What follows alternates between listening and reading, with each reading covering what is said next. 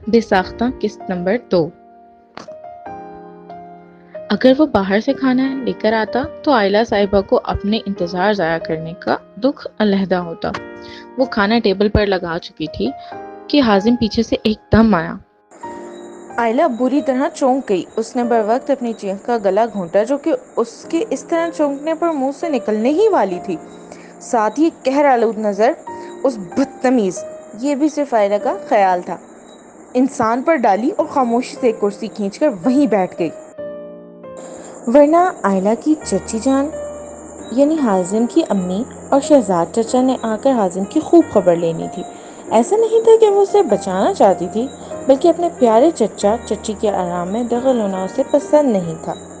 حازم بھی اس کے سامنے کرسی کھینچ کر بیٹھ گیا۔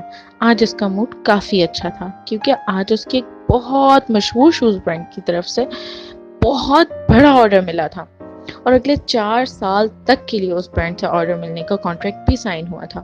کام کے لیے وہ بہت عرصے سے کوشش اور محنت کر رہا تھا اور بالآخر آج یہ ہو چکا تھا۔ حازم کے والد کی شہر میں ایک معمولی سی شوز مینوفیکچرنگ فیکٹری تھی جسے حازم نے شو ڈیزائننگ میں گریجویٹ کرنے کے بعد 2 سال پہلے سنبھالا تھا اور اب ان کے اس بزنس کی ترقی دیکھنے لائق تھی۔ یہ سب اس کی کام سے محبت اور محنت کی وجہ سے ہوا تھا۔ اب اس نے فیکٹری کی کچھ ریکنسٹرکشن بھی کروائی تھی، اپنے لیے انتہائی خوبصورت نیا آفس بھی بنوایا اور فیکٹری کی بلڈنگ کے اندر باہر سے ایسی کہ کام کرنے والے کو کام کرنے کا مزہ آ جاتا۔ ان 2 سالوں میں اس کی فیملی کا اپر مڈل کلاس سے الائٹ کلاس میں منتقل ہونا صرف اور صرف حازم کی کمال صلاحیتوں کے استعمال کا نتیجہ تھا۔ حازم کھانا کھانا شروع کر چکا تھا، شاید اسے ماحول کا سکون گوارا نہیں تھا، اس لیے عائلہ کے ساتھ ہم کلام ہوا۔ مجھے تو چلو اپنے گھر آنے میں دیر ہوگی اس لیے کھانا نہیں کھا سکا، مگر تم بتاؤ کہ اب تک بھوکی کیوں بیٹھی ہو؟ ہائے اللہ، کہیں میرا انتظار تو نہیں کر رہی تھی جیسے بیویاں شوہروں کا کرتی ہیں؟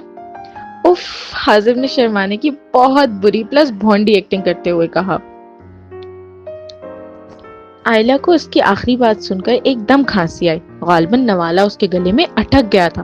اس کی آنکھیں سرخ ہو گئی تھی۔ اس نے پانی کی گلاس کی طرف ہاتھ بڑھایا تو حازم نے جلدی سے اس سے پہلے ہی گلاس پکڑ لیا۔ اب عائلہ کو شدید غصہ آ رہا تھا، اس کا چہرہ غصے سے لال ٹماٹر ہو گیا۔ حازم یہ سب بڑے مزے لے کر دیکھ رہا تھا۔ حازم، مجھے پانی دو، وہ کھانسی کی وجہ سے بس اتنا کہہ پائی۔ اس کی آواز بھی بمشکل پھنس کر نکل رہی تھی، جبکہ حازم یہ سوچے سمجھے بغیر کہ اس کی اس حرکت کا انجام کس قدر سنگین ہو سکتا ہے اپنی ضد پر اڑا رہا اور گلاس اس کے حوالے نہ کیا۔ عائلہ اس کی حرکت پر مزید تلملا گئی۔ اب اس کا تیز دماغ فوری انتقام کی تدبیر کرنے لگا اور اس نے فوراً اپنے ذہن میں آنے والے پہلے انتقامی آئیڈیا کو عملی جامہ پہنایا۔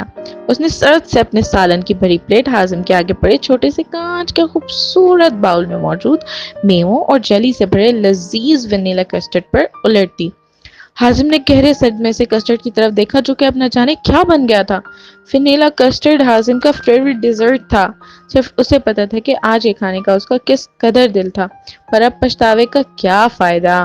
عائلہ اب چھوٹے چھوٹے گھونٹ بھر کر سکون سے پانی پی رہی تھی اور ساتھ میں اپنی قہر برساتی غصیلی نظروں سے اسے گھور رہی تھی، ساتھ میں اپنے کارنامے سے حاصل ہونے والے دلی سکون کے بھی مزے لوٹ رہی تھی۔ اب بولو ذرا، کیا بکواس کر رہے تھے؟ زیادہ پھولنے کی ضرورت نہیں ہے تمہیں، اور اپنی یہ 3rd کلاس خوش فہمیاں پالنا بند کرو۔ آئے بڑے میرے پاس بار بار کھانا گرم کرنے کا وقت نہیں تھا، اس لیے سوچا کہ ایک ہی دفعہ تمہارے ساتھ کر لوں گی۔ ڈنر ٹائم پر اس لیے نہیں کھایا کیونکہ بھوک نہیں تھی، وہ باقاعدہ تفصیل سے بتا رہی تھی کہ کہیں وہ عقل سے پیدل لڑکا، اور یہ بھی خاص عائلہ کی ذہنی ایجاد تھی، سچ میں ہی وہ عجیب خوش فہمیاں نہ پال لے۔